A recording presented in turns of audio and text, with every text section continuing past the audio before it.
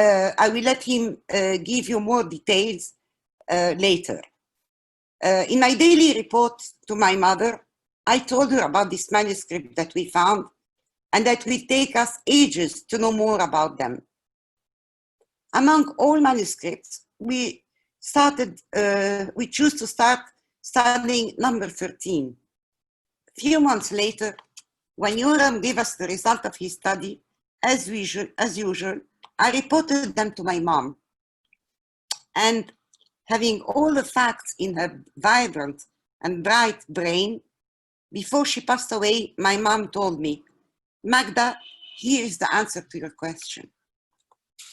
The first publication about this manuscript was made by Richard Gotthel in July 1905 in the Jewish Quarterly Review, which he read as usual with a lot of attention. He gave the manuscript number 13.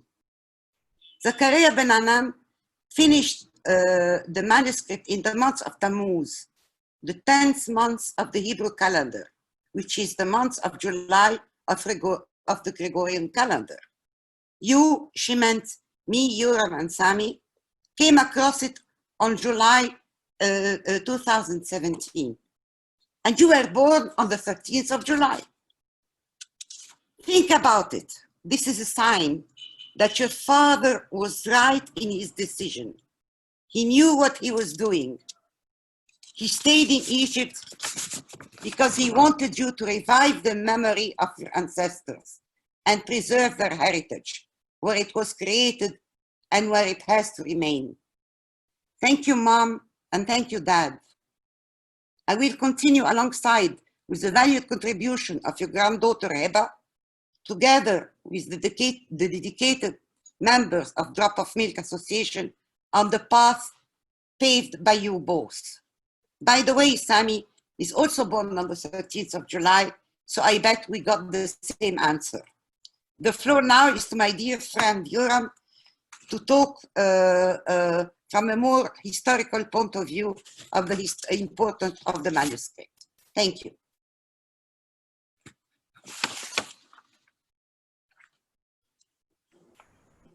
Do you hear me? Sami, do you hear me? Yes, it's okay. It's okay, Yoram. Oh, I don't see myself now, but can you hear me? Yes, I can hear you. Okay. We can hear you. Good evening, everyone. I'm very delighted to present this talk this evening, and I would like to open by express my gratitude to Magda Haroun for the continuous support and friendship and the common cause and the struggle for the preservation of Jewish heritage in Egypt.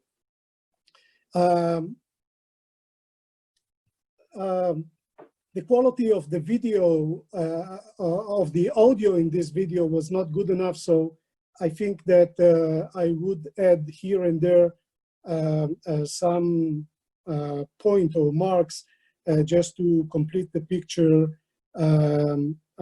for the two parts of this presentation, the video and the... Sorry for interrupting you. I already put the link of the video on the group chat. So if anybody want to see it individually, he can find the link.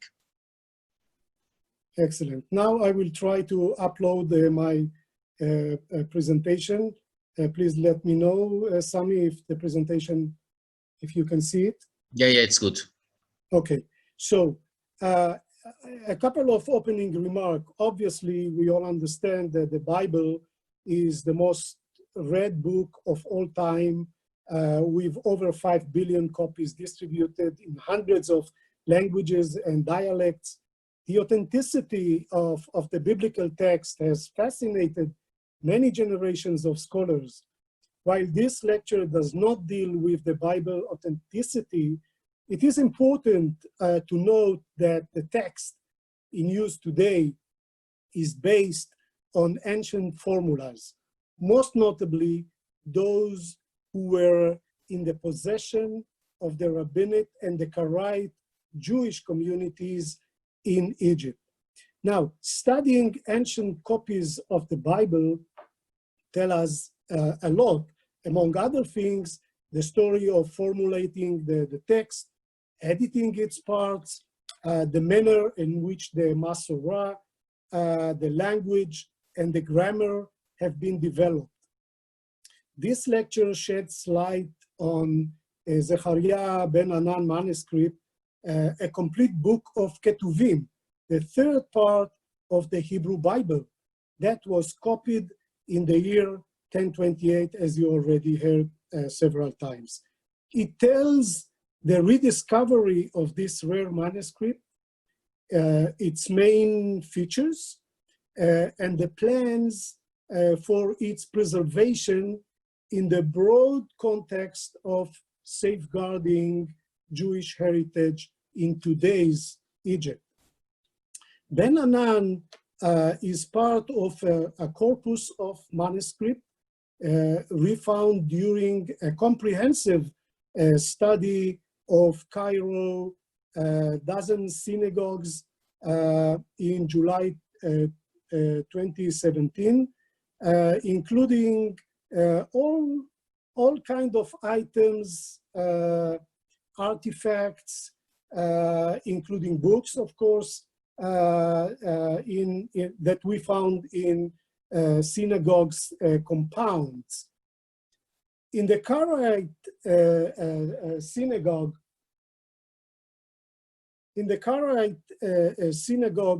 Moshe Deri, the documentary of this compound included a small library hall, which initially used as the community's courtroom, Beit Hadin.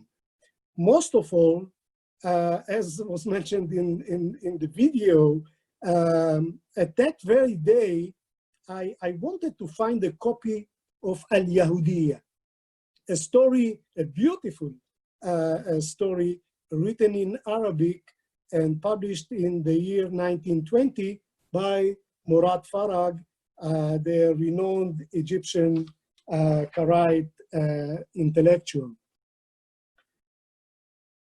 So here you can see the library, part of the library, and you can see on the right side of the screen, in fact, a dedicated copy, very rare one, signed by Murad Farag, and it says in Hebrew, a gift to the Dropsy College Library in Philadelphia.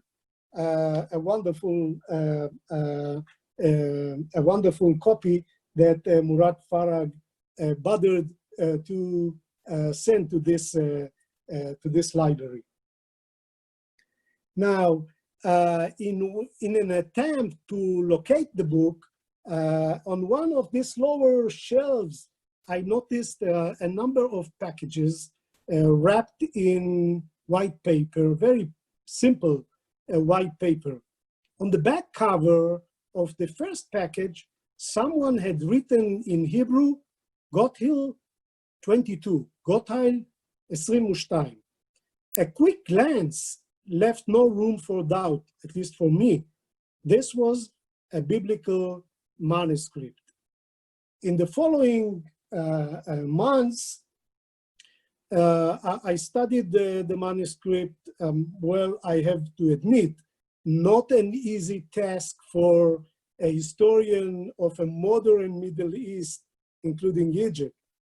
On January this year, 2020, I published my findings in the Jewish Quarterly Review, which you see here on the screen.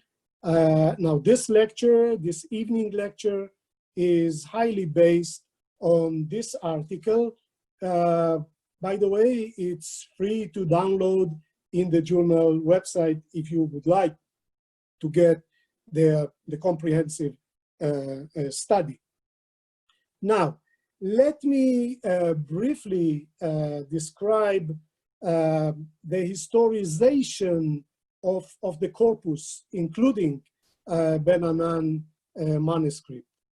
The first account about the corpus was published in a long, 46 long pages article by Professor Richard Gottheil in 1905.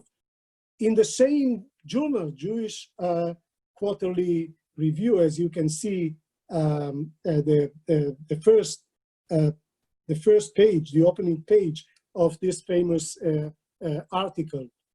30 years later, it was surveyed by Tuvia Levi Bobovich, the chief Karaite rabbi, HaChacham, and in 1981, following the peace treaty with Israel, a team from the Institute of Microfilm Hebrew Manuscript in Jerusalem arrived in Cairo, and they have a very limited span of time to take the material for this microfilm copy. Now, it is important to note that Gottheil's article remains the most detailed account about the corpus, the whole of the corpus, but it is also included incorrect data, a direct result, I would say, of the short time that allowed him to browse the files back at the beginning of the 20th century, nor the option to photographing the thousands of pages of the whole of the corpus. In fact, no one knew what happened to the corpus until it was refound on a dusty shelf in the Karaite Library in July 2017. Now, allow me to, I would say very briefly, discuss or talk about some of the main characteristics of the manuscript. I will talk about both the form and the content. Now, Zachariah Ben Anan manuscript comprises 313 leaves, handwritten in Hebrew on both sides of the parchment. That means 616 pages all, containing all the books and scrolls included in the writing or ketuvim. In addition, 12 pages containing clarifications of the Masorah. You can see the beautiful Masorah in micrography forms over here and in the bottom of the page. The text is written on a large parchment over 36 centimeter on 34 centimeter. And the manuscript clearly dated, which is very important, and includes the full name of the scribe who copied the biblical text, vocalized it, and wrote the Masorah. And the name, in addition to this, also the name of the person who had commissioned this copy. This superb manuscript reflects the extraordinary talent of the artisans involved in its production.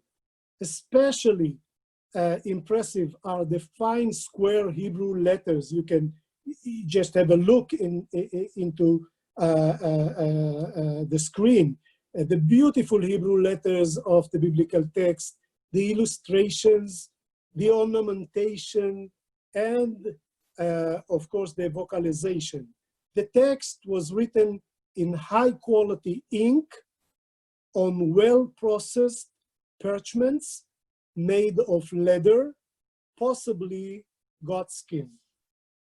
The color of the ink in the biblical text is reddish brown, and in the Masorah is blackish. In most part, the parchment is, and this is very important to my mind, the parchment is in a very good condition. Though a few dozen pages have been damaged by moisture and the ink faded and the written part lost, but the vast majority of the manuscript is in very good condition. Now, in terms of form, Zachariah ben Anan manuscript is quite similar to other ancient and very unique manuscripts, among them the renowned Aleppo Codex and the Leningrad Codex. You can see the two codexes now.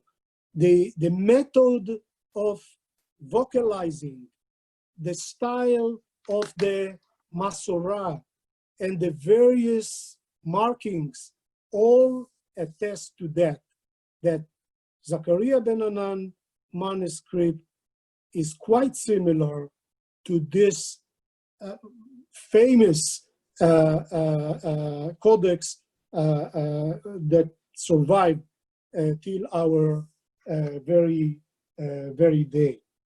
Here we can see in comparison a page from, in fact, the first biblical text in Zachariah ben Anan on the right side, and you can see in comparison the style of the Masorah in the Leningrad Codex, the letters.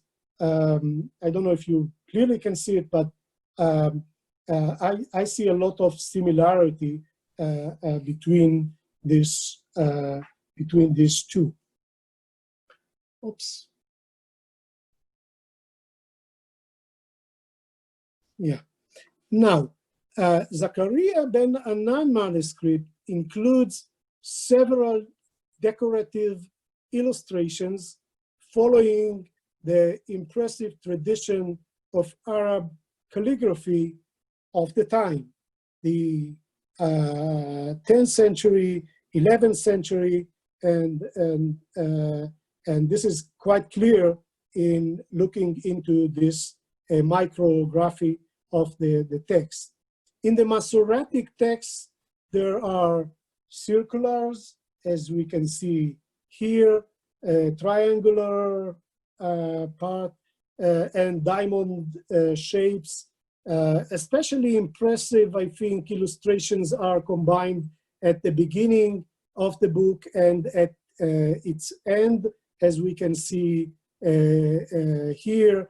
This is the, of course, the end of the book of Psalm, and at its, I would say, magnificently, we can see the quality of this manuscript. Now, in addition, other prominent characteristic of Zachariah ben Anan manuscript are the corrections in the text of and additions to the biblical text after its completion, as we can see here. Now, this image is the longest correction in the entire manuscript and is made to chapter 9, Esther, where there are no fewer than 7 corrected rows. You can notice them over here in the right column at the beginning, 1, 2, 3, 4, 5, 6, 7. Start on the upper right column with the word or translation of the word to the Jews who are in Shushan, end of quote. Now, allow me to go to the front cover of Zachariah Ben Anan manuscript. It has only partially survived, but the readable parts enable the identification of the owner's genealogy. At the top of the flyleaf, there is Hebrew text giving the valuable data of the identity of the first owner, Ovadia HaKohen ben Moshe HaKohen. You might notice this here, Ovadia HaKohen, as well as a series of abbreviations that are quite customary in dedications on ancient Hebrew manuscript. It is said here in Hebrew, very difficult to translate, מה שקנה זה הספר, כבוד גדולת, הדרת יקרת, and then the word is missing, תפארת, מורנו ורבנו, עובדיה הכהן, בר כבוד, etc., etc. Now, on the left side, over here, on the left side of the page, written in Judeo-Arabic, here, the text is in Judeo-Arabic, is information on a later transaction concerning the manuscript. And it says, انتقل بحكم البيع الصحيح الشارع من ملك السيد, and then we don't have the name. Transferred, translation, transferred upon a valid and legitimate purchase from the ownership of Mr., and then the name is missing. I would say that the rest of the caption is unreadable, and the bottom part over here, as you can see, is completely torn, in fact, gone. On the left side, you can see the very same page. So this is from Zachariah Ben Anan manuscript that we found by the group in Cairo in 2017. And this is the very identical page of the microfilm that was taken by the team from the National Library in Jerusalem. You can easily see that the quality of the text we're having today is by far more readable and useful for the study of this text. Now, let's move to the last page of the biblical text, which consists of two columns over here. This is the last page of the biblical text. The last two columns containing the last verses of Ezra and Nehemiah, here and here, and then the third column is remarkable, extraordinary. The third column then forms the beginning of an appendix. It contains valuable, I would say, rare information written in the first person by the scribe, including the exact date he completed the assignment. Have a look here.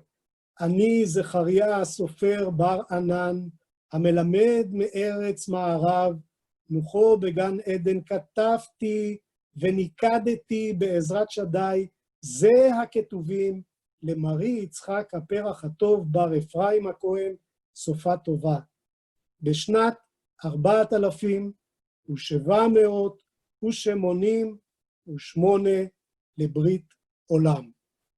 Free translation, I, Zechariah, the scribe Ben Anan, the teacher from the land in the west, rest in the Garden of Eden, I wrote and vocalized with the help of God these writings for the distinguished Yitzhak, son of Ephraim HaKohen, successfully completed in the year 4788 from the creation, which make the year 1028.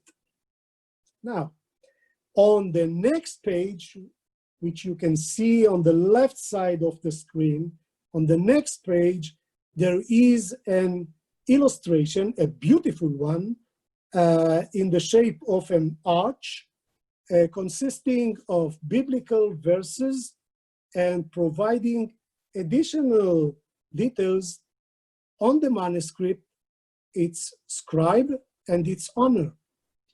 In the beautiful micrography, the scribe named the exact date on which he had finished his work. Over here, you can hardly see this, so you should trust me.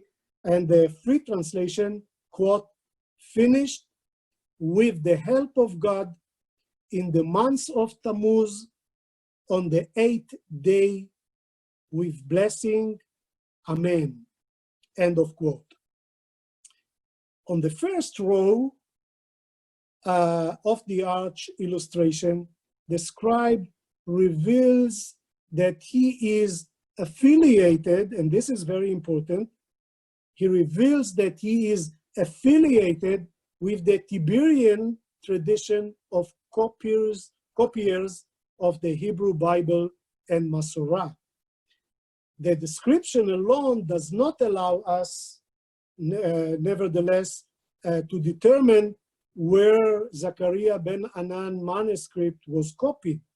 We also do not know the circumstances under which the Karaite community in Cairo gained possession of this rare manuscript. Further down in the illustration on your left side of the screen, it is written that Zechariah ben Anan manuscript was ordered by Yitzhak HaKohen ben Marna Ephraim HaKohen. You can see it right over here.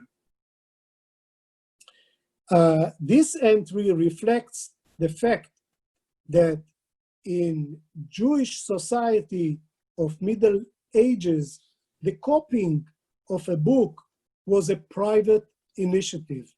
Writing a full Bible could take many years, and its price and value were determined on the basis of the quality of the material used and obviously the reputation of the scribe who copied and vocalized the text and the Masorah, and also that of the illustrator.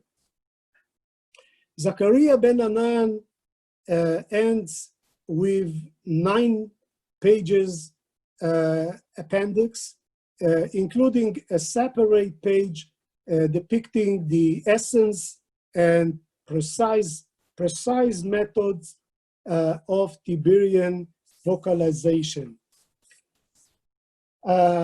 Now I would like to go to the last part of my presentation and to connect between the Ben Anan manuscript and, in fact, the corpus, the whole of the corpus that we found in the Karaite library within the compound of Moshe Deri Karaite Synagogue in El Abbasiya, Cairo, to talk about this and the future of the Egyptian Jewish heritage. I would like to open with what I think is a legitimate question that may arise regarding the future of manuscripts and Judaica in general if Jews no longer remain in Egypt? So this question has been raised many times, I would say, in the past 30 or 40 years. I suggest to address this important question in the context of developments in Egypt, especially during the past 10 years. Now, while only a handful of Jews live in Cairo, a dozen synagogues, cemeteries, school buildings, and valuable Judaica items still exist in the Egyptian capital, Cairo.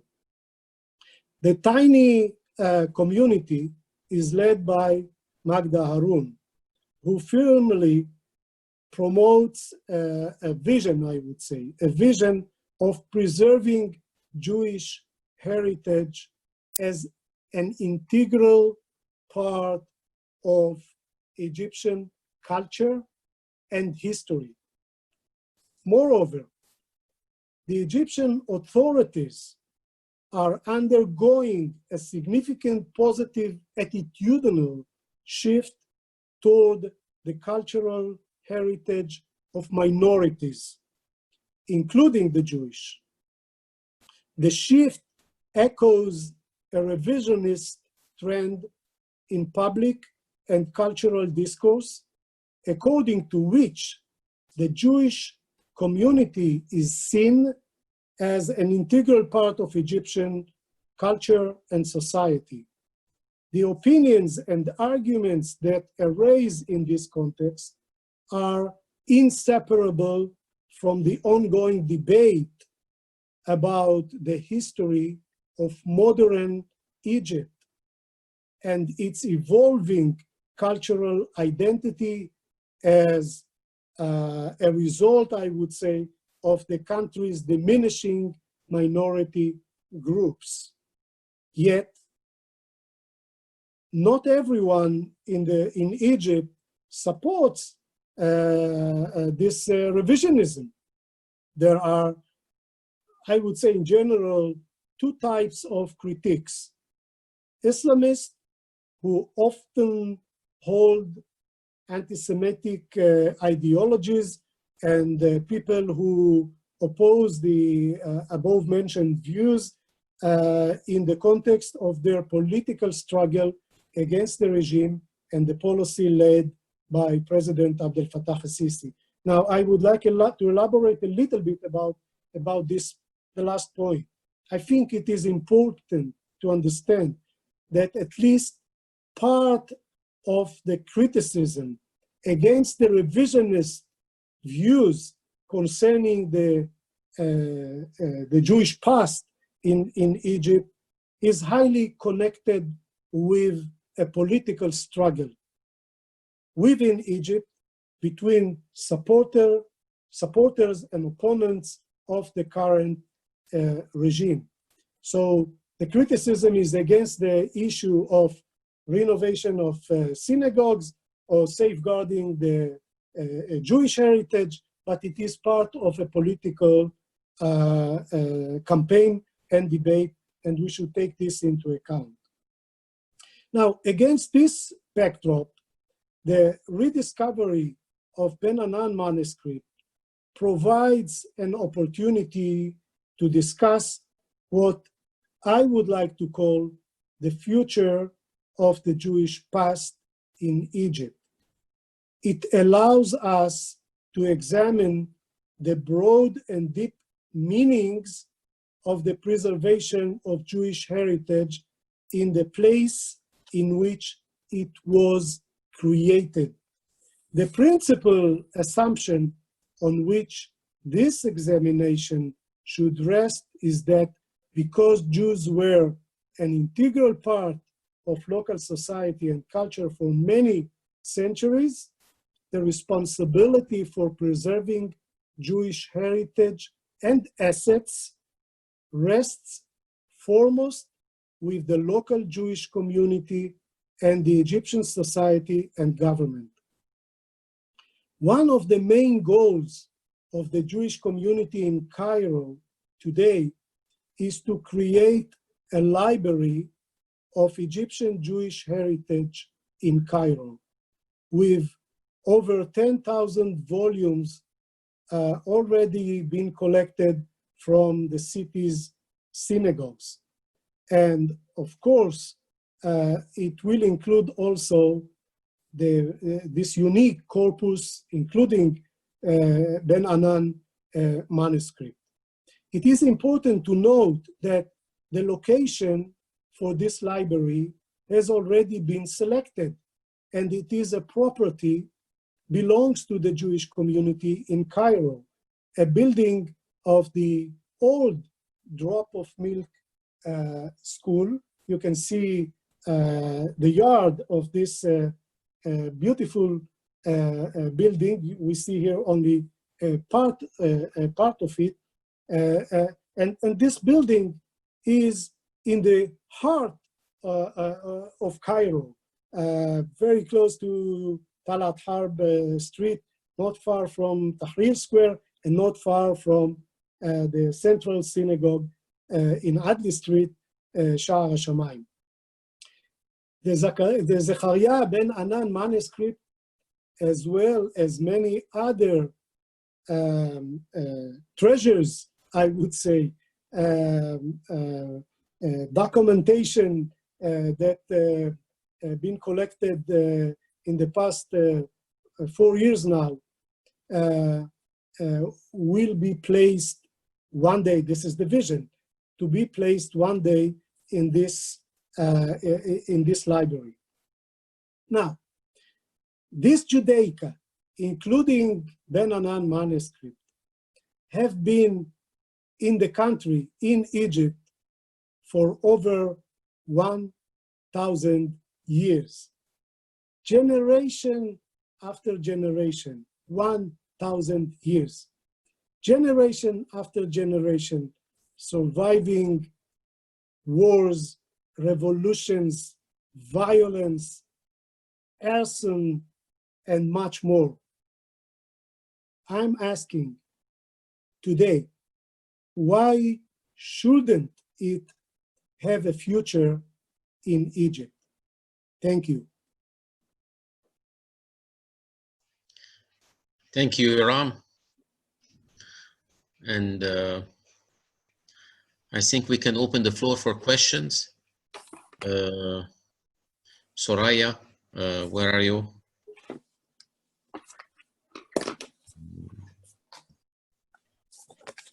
Second. Second, I'll seek Soraya.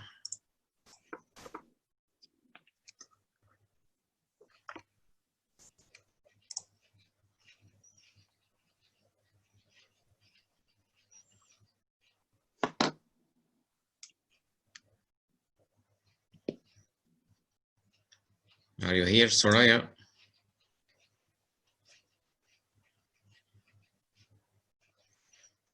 Soraya is not responding. Maybe Magda, you can do. No, maybe Magda, you can.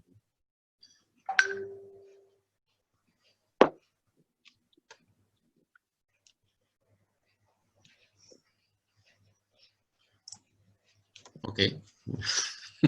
No, Soraya. I have a request from Mr. Eli Tahan. He wants to have a small comment.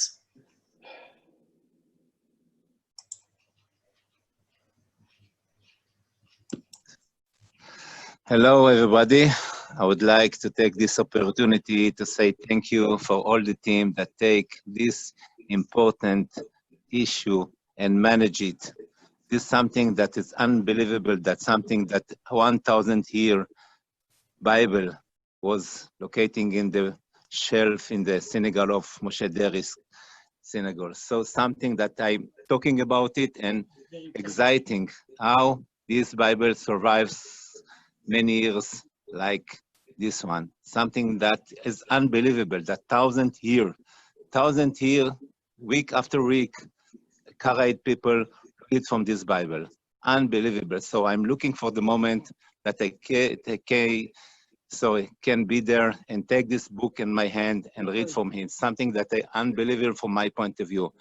My parents born in Egypt, and I as a chairman of the Cairo Jewish in Israel and all over the world, understand the importance of this issue and manage some decision to be in contact in the team that is in Egypt, manage all these historical assets and judicial books and the cemetery of Basatin, and would like to take this opportunity to thank the Embassy of United States that's supporting and budget this renovation of the Basatin cemetery. Mrs. Magda Harun that managed this project, Professor Yoram Mental, Sami Ibrahim, and all the team that doing huge and a very important job. Well done, team. Thank you very much for this issue. Would like to take this opportunity again and again, say thank you, and looking forward to meet you and say hello personally. Thank you very much, team. You're welcome. You're most welcome, Eli.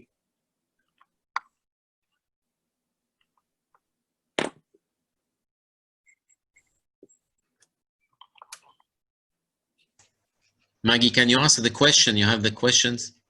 Let me see if I can see them. On the Zoom group. Yeah, I have a question from Viviane Levy. How many manuscripts do you think there are? Well, there are lots of manuscripts. And as Yoram was saying, how many books, Yoram, we have? It depends on what day you're asking. Today, I would say we have about 15. No, the books. The books, not the manuscript. Yeah. Books we're having about 10,000 volumes.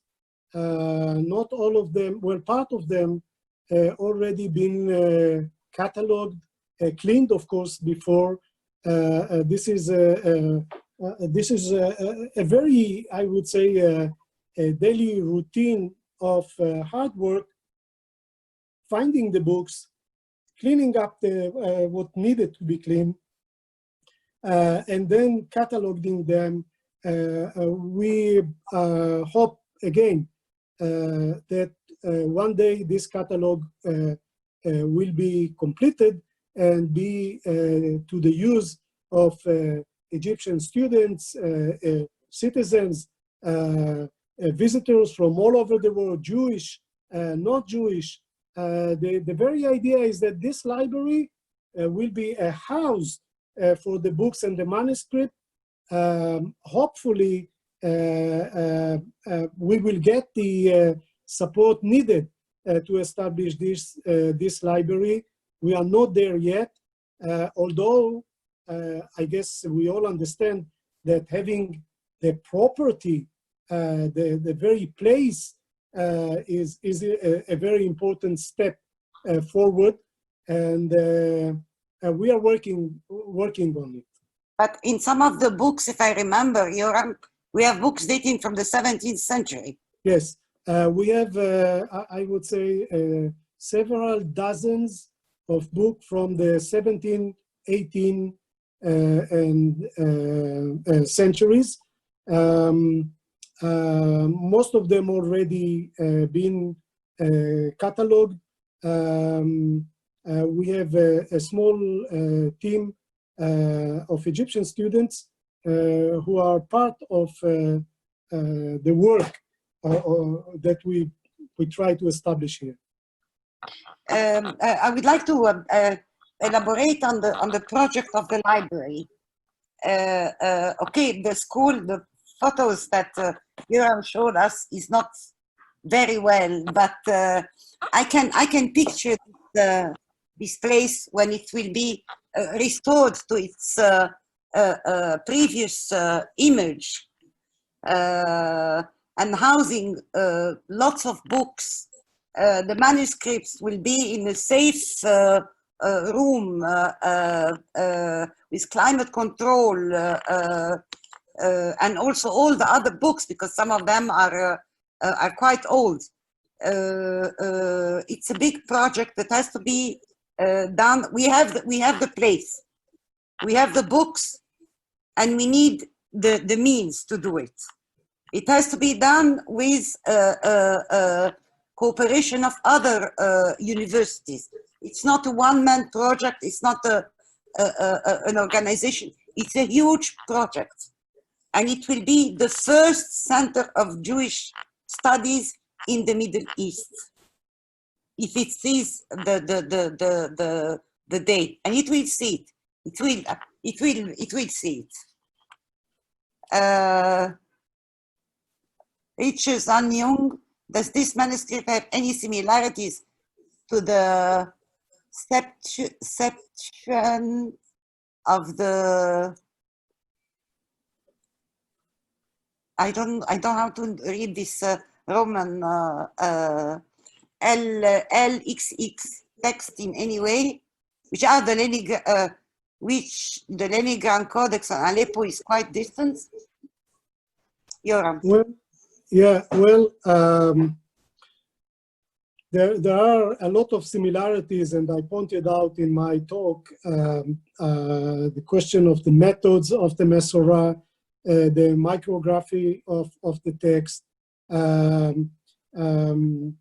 The style itself is quite similar to the, it reminds me a lot the Leningrad Codex more than any other codex. But of course it's not similar, because the Leningrad Codex is the oldest full Bible. And we have the third part of the Bible, Ketuvim, but we do not have the first two. We know from the Zachariah ben Anan manuscript that he completed the three parts of the Bible, but no one till now know what happened with these first two volumes. I have to point out that when Richard Gottheil visited the Dar Simcha synagogue and back in 1905 or 4 and looked into the corpus, number 13 was exactly the copy that we have today. That means that even in the beginning of the 20th century, the Ben Anan manuscript contains the third part of the Bible and not the whole of the Bible.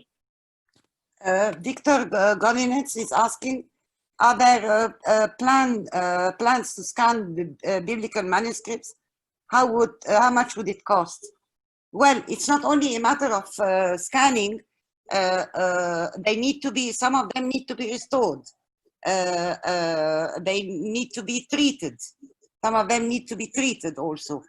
We have started scanning. We have already one scanner that we bought ourselves.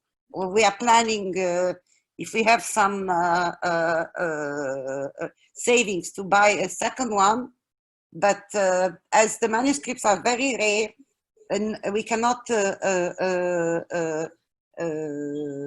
trust anybody with this work. We have to do it ourselves. Somebody was asking, was Zachariah a Karaite? We do not have a definite answer to this. This very person, Zechariah ben Anan, is mentioned in one of a Geniza piece that I found in the Schechter Taylor collection, but not directly. It is a court case of his daughter, but it says the daughter of Zechariah ben Anan described, but it did not identify him as a rabbinate or a Karaite. So it's it will keep as this, we don't know the answer.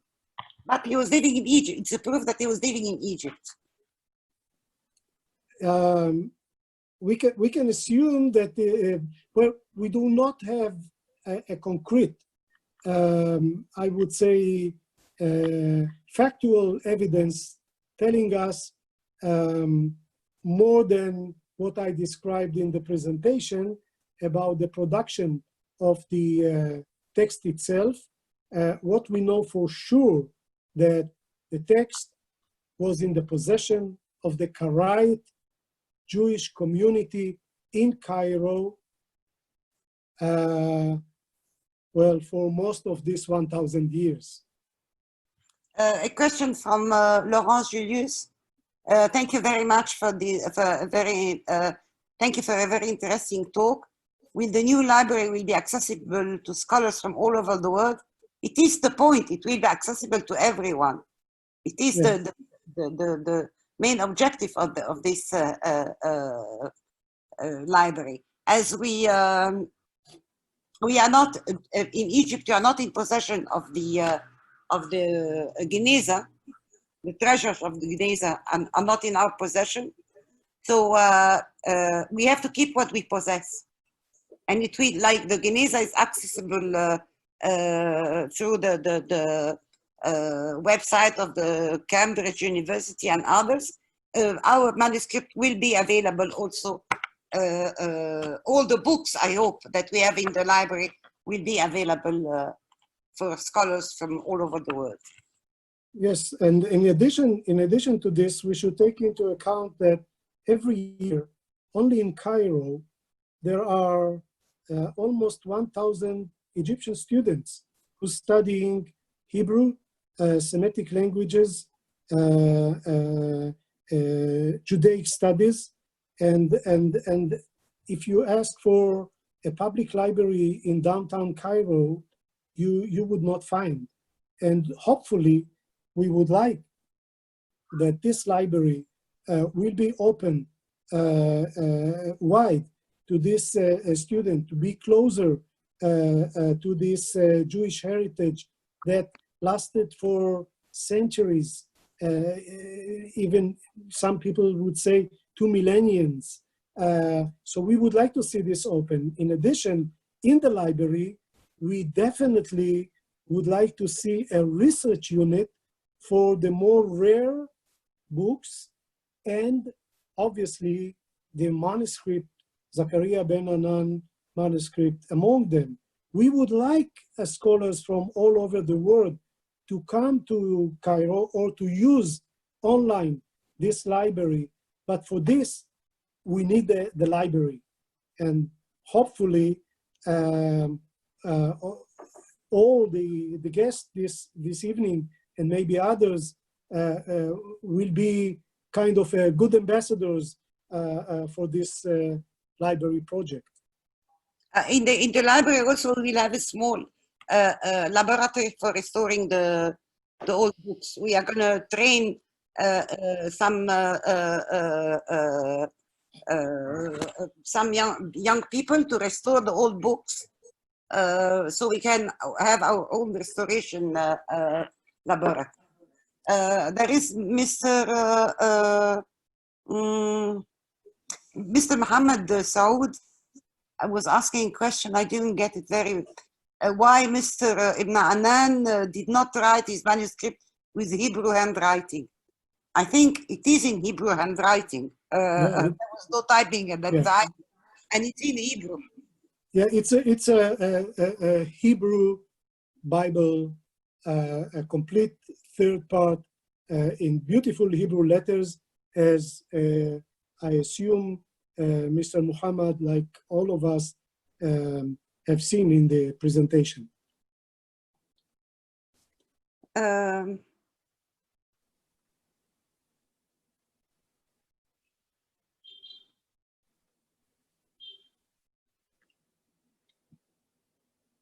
I think we, the Aleppo Codex is a I'm sorry for interruption.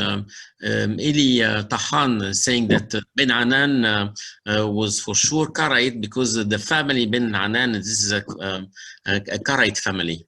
No, the name Ben Anan is indeed a Karaite name, but I'm an historian, and I need more than. This is what I told him. Yeah. You are a I scholar need and you more will than need this. for evidence. More than I this. told him this.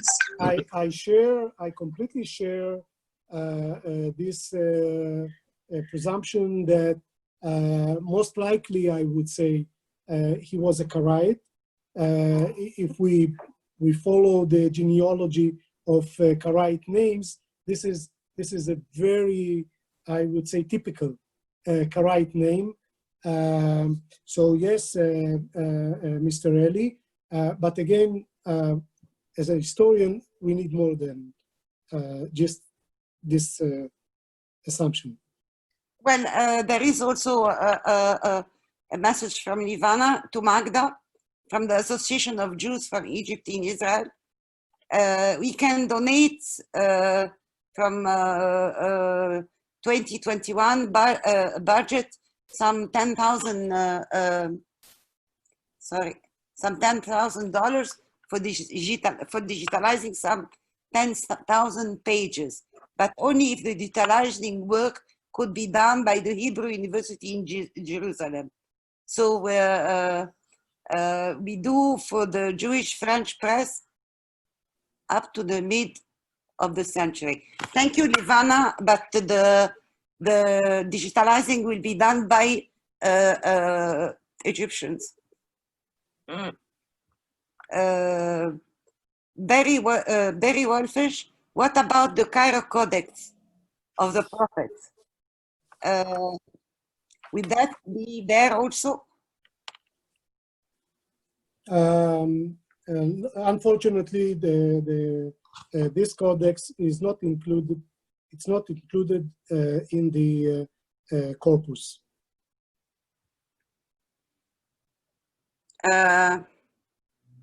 Michael Stefan, what are the future projects of Drop of Milk? I think we have a lot on our hands for the time being, but every day we have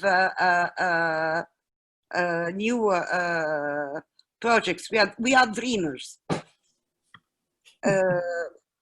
David Ovadia, I would like to thank everybody who has been working very, very hard on preserving the Jewish heritage.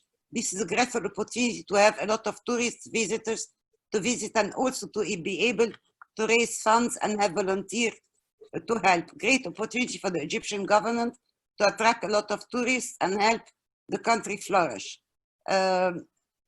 This in one of many items for increased tourism. We have to get rid of COVID-19 first. Thank you, David. Mohd Sas, for the question about Hebrew handwriting. Is it because the square Hebrew is scared? I don't know. What does he mean? I have no idea. Brian Rickert, what kind of security issues do you foresee long term? I don't see, we have no security issues. I mean, we are here, I am here, I live as a normal person. The Drop of Milk is here to ensure continuity of the preservation of the Jewish heritage. Drop of Milk, by the way, I am the only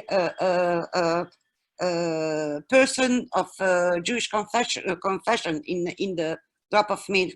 Most of them are Muslim and Christian. So there is no issues of securities. I think that's all the.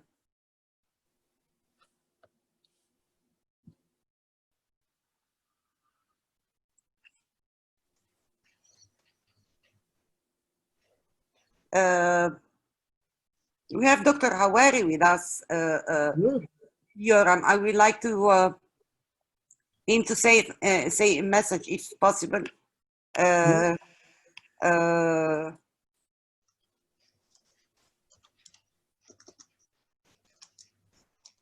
Sami. Yes, خليني يتكلم. خليني يتكلم. Just a second.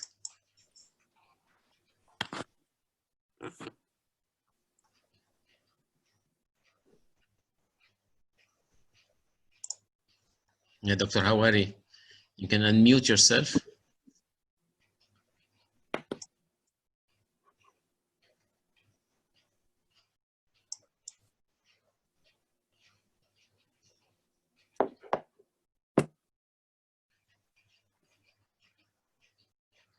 Thank you, everyone, for this opportunity, and thank you for my old friend Yura Mital. We are looking forward, actually, for this project. That we have a library, have a collection of manuscripts and books from synagogues in Egypt. Actually, we want to, we are looking forward to see this project, and many students and scholars need this project actually. If we have, and also if we have the Geniza manuscripts still till now in the cemetery of Basatin, it will be a very good project,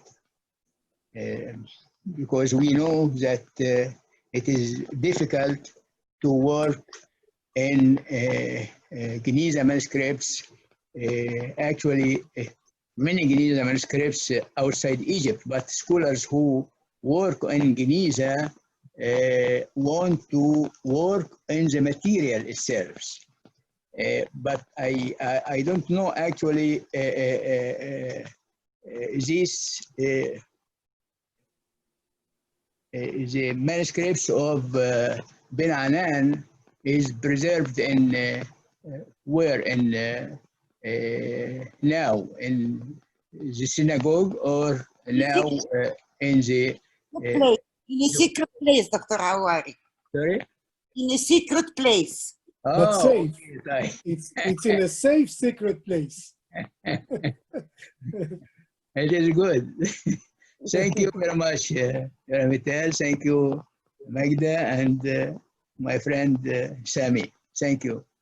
Yeah, but Thank you, I Dr. just want to add a word to our guests who are not familiar with the studies of Professor Muhammad El-Awari from Ain Shams University in Cairo.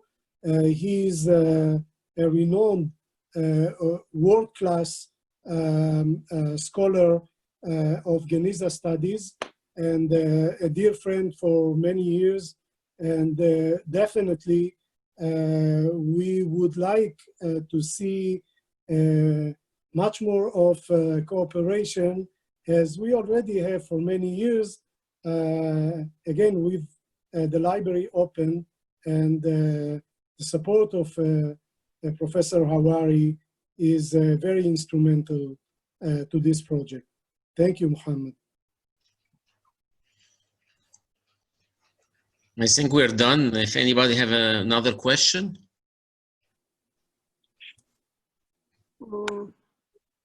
I would like to announce that the next lecture will be about the Karaites and the Ambassador Fund project to restore the only two graveyards, Karaite graveyards remain in Basatin. So this will be next week. 2 weeks, Sami. Okay, 2 weeks. It's taking a hell of time to prepare it. Yeah. Okay. Okay. Thank you, everybody. And thank you. Good night. and see you in 2 weeks.